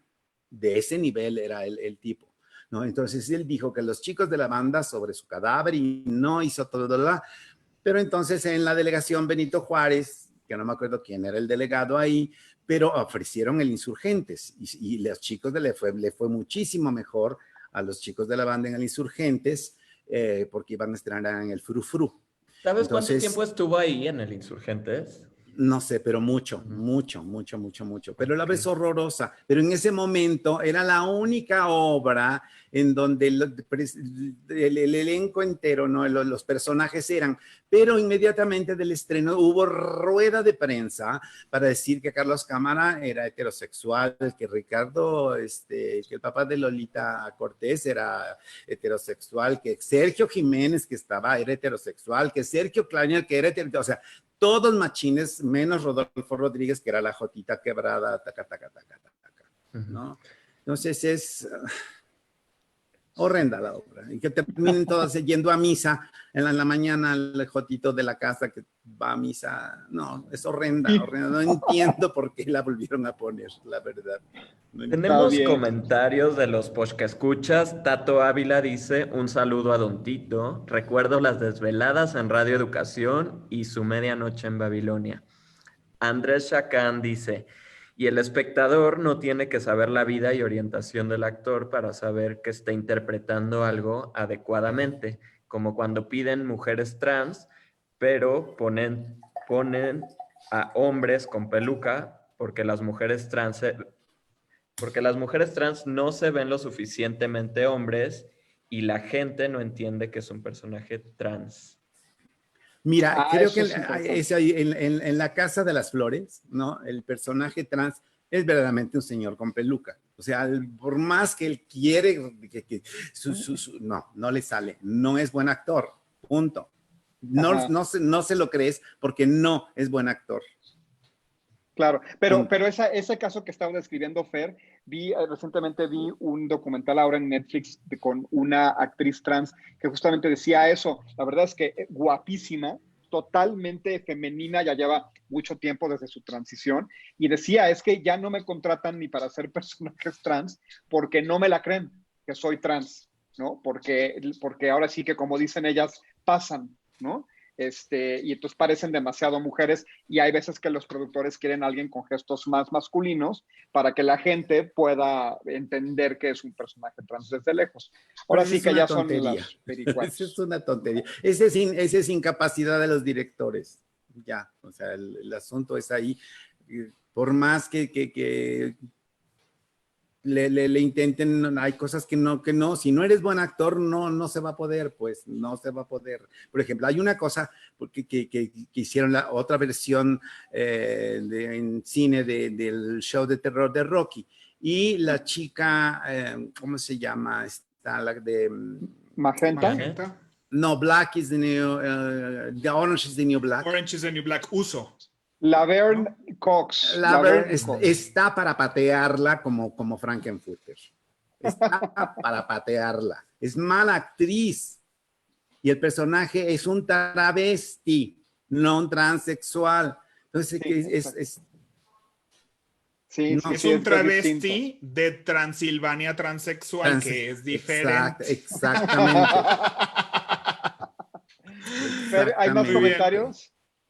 No, ya se nos acabaron los comentarios, pero ¿van a volver con Medianoche en Babilonia? ¿Tienen planes de volver?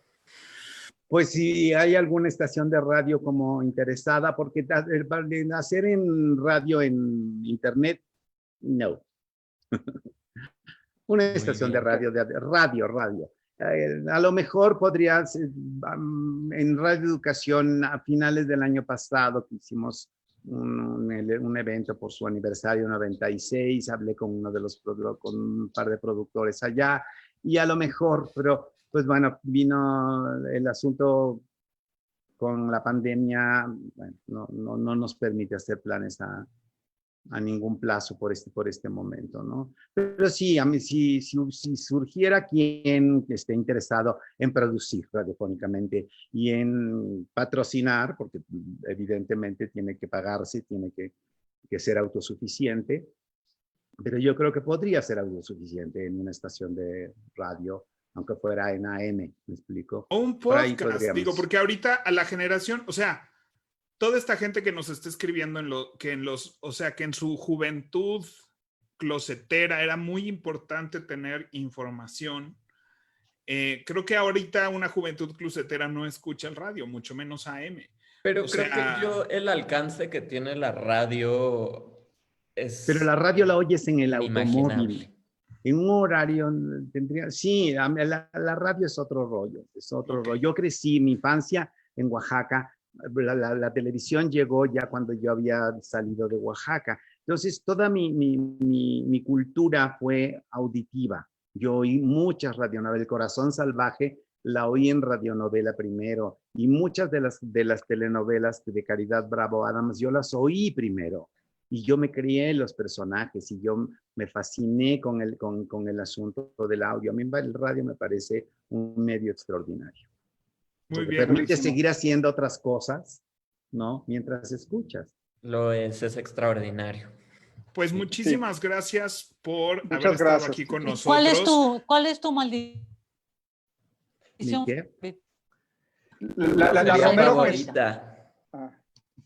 No entendí nada, está medio ¿Cuál es tu grosería favorita? Aquí siempre al final de una entrevista le pedimos a los invitados que nos insulten con su grosería favorita.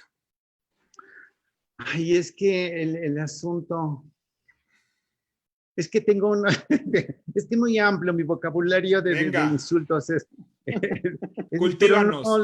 Pero yo creo que le tendrían que habérselo ganado, y no para que yo los insultara tendrían que habérselo ganado. Y Bueno, la verdad, Matilo, lo único que se me antoja decirles es muchas gracias. Qué padre equipo, qué padre grupo. Ojalá me inviten alguna otra vez para platicar de algunas otras cosas. La Y te verdad, exasperamos para que nos no se me da insultes. así nomás de gratis el insulto. Bueno, no se invoca a me- alguien en tu cabeza, no nos tienes que decir quién, y insulta. Es para romper el hielo y demostrar que todos somos un poquito pelados en nuestras vidas. Yo soy muy pelado, la gente que me conoce sabe que tengo un hocico de carretonero. No tengo que refrendarlo con ustedes. Perdónenme, pero no les voy a cumplir ese capricho.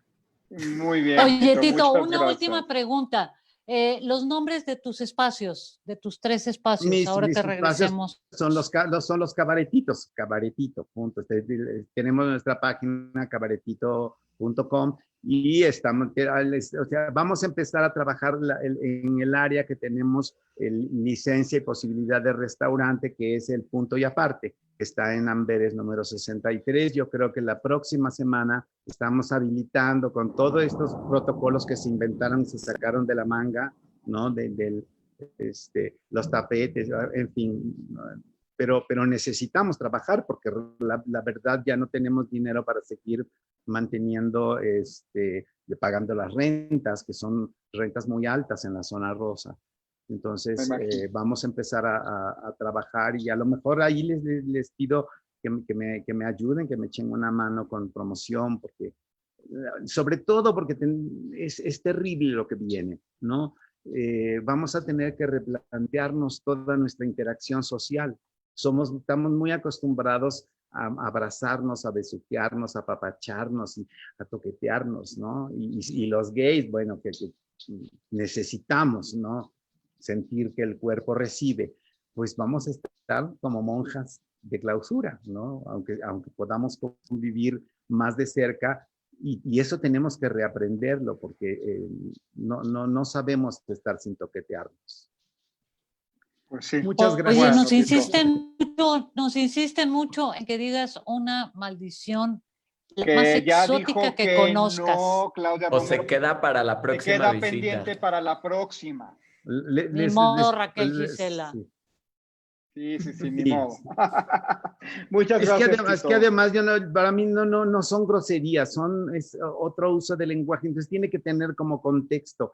Soltar una cosa así, pues no. Son Muy chingaderas. Muy bien. Probablemente. Son Muy chingaderas. bien. Soltar Muchas un gracias. insulto así, son chingaderas. Muchísimas gracias. Muchas Y gracias. sí, volveremos Qué a honor, hablar Tito, de muchas más. gracias. Creo que nos faltó ahondar en el tema del cabaret y es un tema que me gustaría platicar después. Sí, con- platiquemos de queda cabaret más pendiente. la próxima vez. Perfecto, muchas gracias. Bueno. Hasta luego. Gracias. Muchas a gracias, ustedes. Tito. Nos vemos, Un Tito. honor. Bye. Bye. Bye. Ay, no, pero yo quería, es que una pregunta más. Ay, ¿cómo chingan? Qué bárbaros. Ay, oye, es que Tito te da para toda la vida, no para yo un lo programa. sé, yo lo sé. Yo soy fan de Tito y de Medianoche en Babilonia. No, me lo No. juras, Fer, casi no se notó. No te preocupes, Fer, te lo vamos a poder traer otra vez para que te sigas todo el tiempo que quieras. A ver si Estuvo puedo padrísimo. producir con él algo. Me encanta. Muy bien, ya ves que no tiene quien haga Medianoche en Babilonia. Es tu oportunidad de cumplir tu sueño y tener un espacio para hablar de esas cosas que tanto te interesan, Fer. Muy bien. Pepe Valdés, Oigan. haz todos tus anuncios. Ya es momento de anuncios. Pues ¿a qué nos trae aquí? ¿Qué nos trae aquí? Pues sí nos traen los Patreones, la verdad, porque gracias a ellos es posible hacer este programa. En especial siempre agradecemos a nuestros Patreones Juan Urruela, Rafa Rufus y Katina Esparza, que junto con otros hacen donaciones, que les agradecemos que aún en la pandemia, aún con las cosas como están, sigan haciendo esas donaciones para mantener a Fer y mantenernos a nosotros y mantener al programa para que no nos cueste ahorita que andamos semidesempleados. Para más informes de cómo ayudarnos y las recompensas, visita patreon.com/desaforados. Las recompensas que son visitas al teatro sí las estamos acumulando, entonces seguro vamos a tener ahí un maratón con varios desaforados. Pero pues pronto se les platicará de nuevas opciones de entretenimiento en la ciudad. Otra manera de apoyarme a mí es visitando aprendeteatro.com, donde está el curso en línea Producción Técnica Teatral, que ya he hablado mucho, ya todo el mundo sabe de qué es, pero si usted no quiere pagar el curso y demás, acuérdense que ahí están 2 webinars gratuitos que subí. Uno es Slack para trabajar en equipo y 2 es todo el proceso de producción y cómo hacer una ruta crítica, que todo ese tema lo enseño gratis y está siempre ahí en aprendeteatro.com. Ahí buscan esos webinars y ahí están esas 2 pláticas que di permanentemente abiertas al público, que son buenos resources de información. Y yo hago el tuyo, Romero, el de tu plática. ¿Qué? Del viernes, 10 de julio, a las 6. Ah, que Sí, vamos a sí, hablar Pepe, sí. de... Sí, lo tienes que hacer tú porque la a Romero través no del lo va a Centro hacer. de Integración Artística, que es además de nuestros queridísimos Jacobo y Salvador, va a dar una plática Claudia Romero de audiciones online, la nueva modalidad. Curso, conferencia, plática, es a través de Zoom el viernes 10 de julio a las 18 horas y para más informes pueden ir al Facebook de Centro de Integración Artística, así busquen los Centro de Integración Artística. El Instagram es Centro de Integración Artística, todo junto con minúsculas, y el Twitter es @soycia, que es Centro de Integración Artística. Lo voy a decir una vez más, Centro de Integración Artística. Ahí Sí, vamos a hablar de audiciones en línea, que desde hace muchos años se hacen. Y afortunadamente, pues bueno, hemos desarrollado ahí algunas formas de facilitar y pues hablaremos de eso, ¿no? Que yo siento no que es novedoso. o sea, no es novedoso, pero ha evolucionado. O sea, porque yo me acuerdo cuando nos decías, ya hice el preregistro en línea y estoy muy feliz, ¿no? Eso, Sí, así. claro. Un día llegaste así de, ¿qué creen? Que ya hay un preregistro en línea. Y luego dijiste, ya no hay cola. Ya nos mandas el video y entonces luego ya nosotros te vamos diciendo qué día venir, ¿no? Y luego fue de, ya hay callbacks en línea con los gringos y entonces es más fácil porque les mando el video, ¿no? O sea, creo que ha sido una evolución a Ghost, que creo que es la primera vez que es como 100% en línea, ¿no? Hasta ahorita, por lo menos. O sea, hasta donde vas ahorita. Sí. Hasta ahorita sí, y vamos a llegar lo más que se pueda o hasta donde nos permitan en línea, ¿no? Para seguir avanzando y para ver, pero tarde o temprano tienes que ver a la gente y tarde o temprano tienes que poner a uno al lado del otro, o sea, tarde o temprano sucederá, tarde o temprano se 1,5 abrirán metros, los pero teatros, al lado. tarde o temprano nos veremos, ¿no? Cara a cara. Y quiero hablar de otra plática que va a dar Doug Sortian, que es el supervisor de producción, de la producción mundial de Rey León, que le suplicaron entre Valeria y Fernanda que por favor hablara sobre este tema, que es sobre filosofía y aprendizaje profesional detrás de la escena, que me parece muy interesante. Tú que lo conoces, Pepe, también, porque trabajaste con él en Rey León ahora que estuvo en México. Ahora hace 5 años que estuvo en México. Ahora hace 5 años. Pero tiene que ver con, o sea, no es nada técnico, va a hablar sobre todo como pues de eso, de las personalidades, de las características que tendría que desarrollar un stage manager o las áreas técnicas, ¿no? Es una introducción al proceso de producción para el montaje de musicales de gran formato, pero sobre perfiles, sobre filosofía, la integración de los equipos de trabajo alrededor del mundo, y bueno, pues todas sus dudas ahí estarán expuestas. Te mando, Fer, el post para que lo pongas por ahí en la página de Desaforados, y 20% de descuento si dicen que van de Desaforados. ¿no? Y está baratísimérrimo. Yo solo quiero, o sea, yo a este señor que no sé si me recuerde, él un día me regañó porque, bueno, luego les platico por qué, porque le fueron con, ¿Qué hiciste, bueno, Pepe? no, parte de mi trabajo en el Rey León, que cabe aclarar que yo en el Rey León era así el achichincle, el programador de iluminación, nomás porque hablaba buen inglés y sé de iluminación, me contrataron para ese puesto, porque iban a traer a un gringo y ya no tuvieron que. Pero mi rol, a diferencia de los demás musicales en donde participo, mi rol fue muy secundario y muy de observador en el Rey León, cosa que le agradezco muchísimo a Pamela y a Jaime principalmente por haberme puesto ahí. Pero parte de mi trabajo era tomar fotos de la instalación de iluminación. Entonces me daban una cámara de la empresa para tomar fotos de la instalación de iluminación para hacer la Biblia. ¿Estás muteado, Sergio? Ah, está hablando con otra persona, creo. Bueno, entonces parte de mi trabajo era fotografiar la instalación de eso. Entonces estaba haciendo mi trabajo con una cámara de la empresa, tomando fotos de la instalación de iluminación, y alguien le dijo a Doc que yo daba clases de producción y tenía un podcast y que seguramente estaba tomando fotos para publicarlo en mis clases y en mis podcasts. Y entonces, qué gente tan horrible. No sé quién fue, nunca me enteré, pero me empezó a regañar, pero después todo se aclaró y todo bien.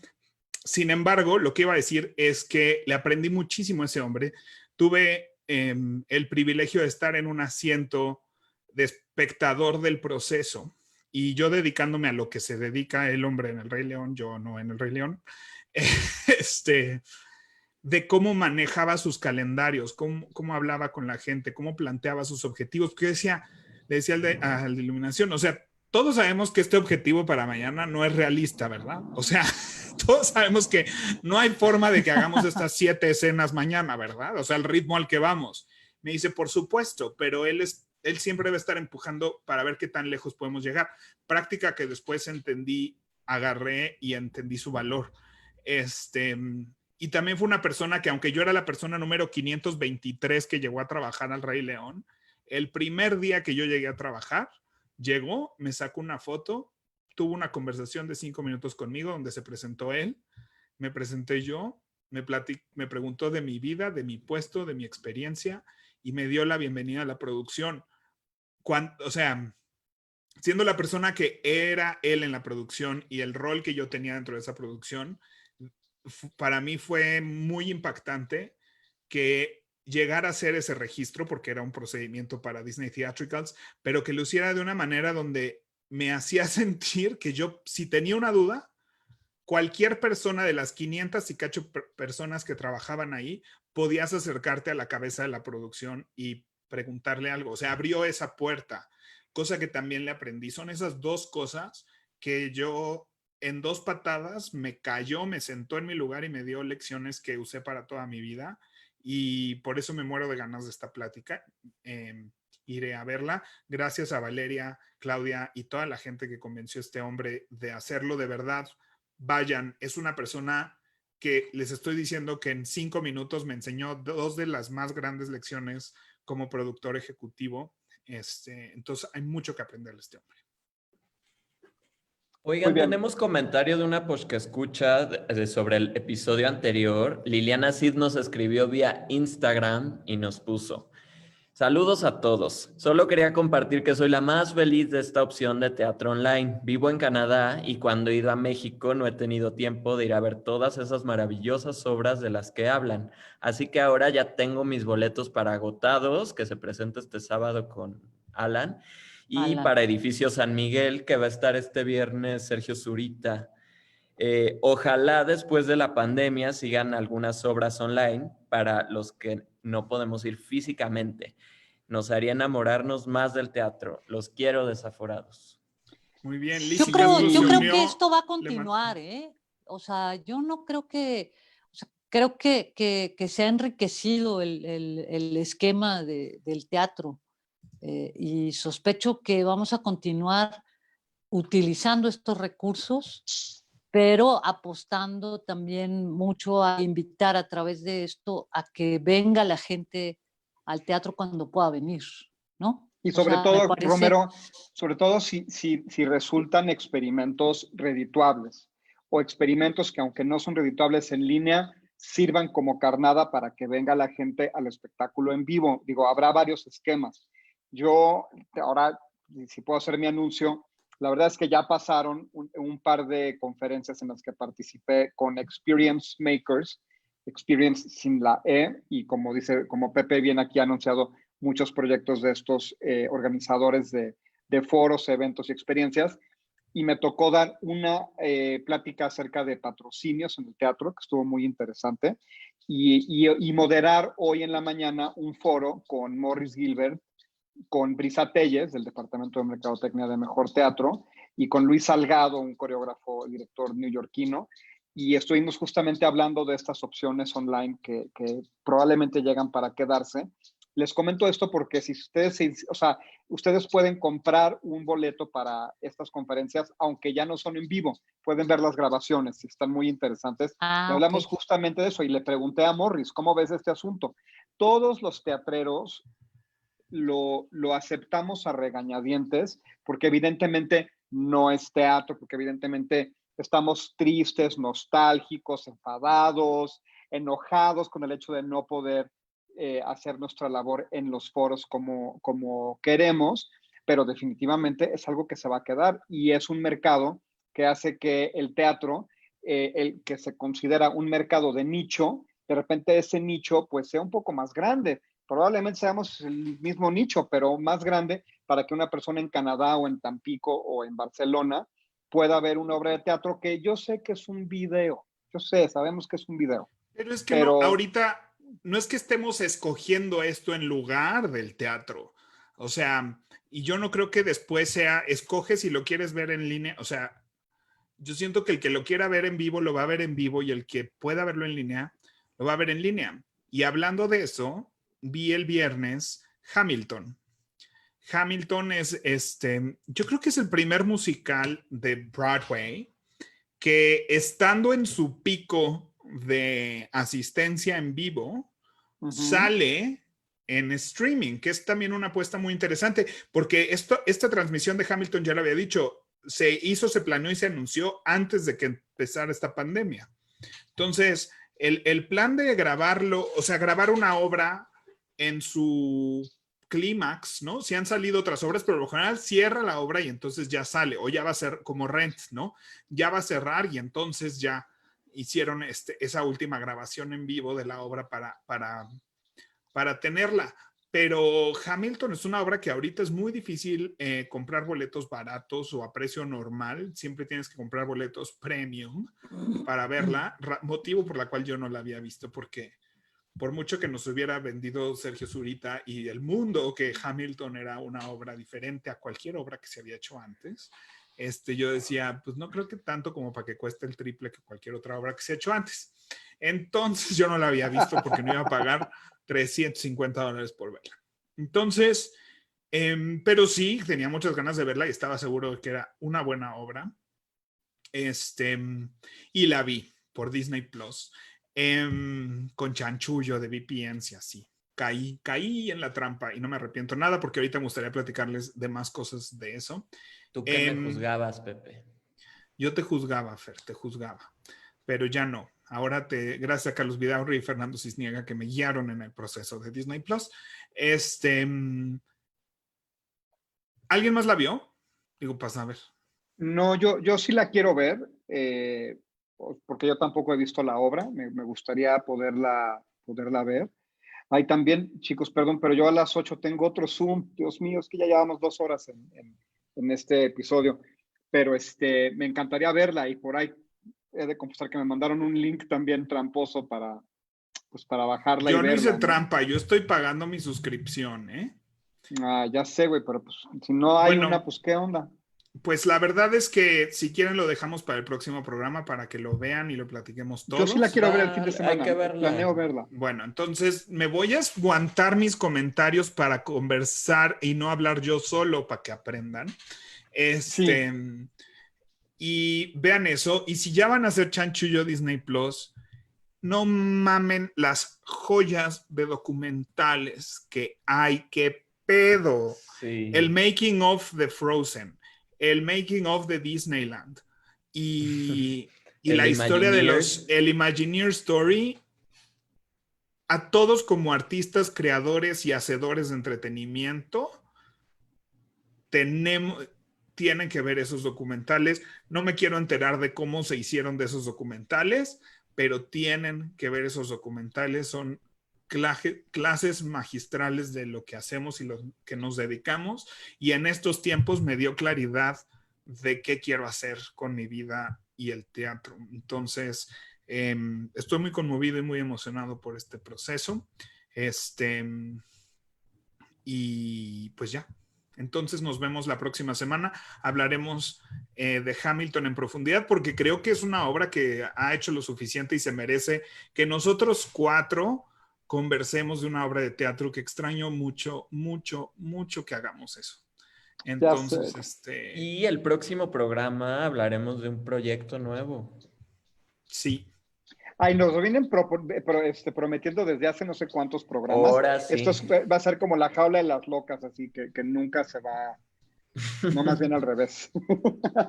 Generando expectativas. Que nada más se está postergando, exactamente, ¿no? Así, estamos generando expectativa porque entérese usted de lo que va a punto de suceder. Aquí en Desaforados, no se pierdan el próximo capítulo, jueves 6 de la tarde, la próxima semana. Aquí nos vemos. A nuestros Patreones también les vamos a decir esto y a ver si nos acompañan algunos. Gracias, Patreones, por su apoyo. Gracias por que escuchas y dejen los comentarios y nos vemos la próxima semana. Claudia, no le des fin, voy a cortar la transmisión, pero los que se puedan quedar, quédense. Vale. Bye. Bye.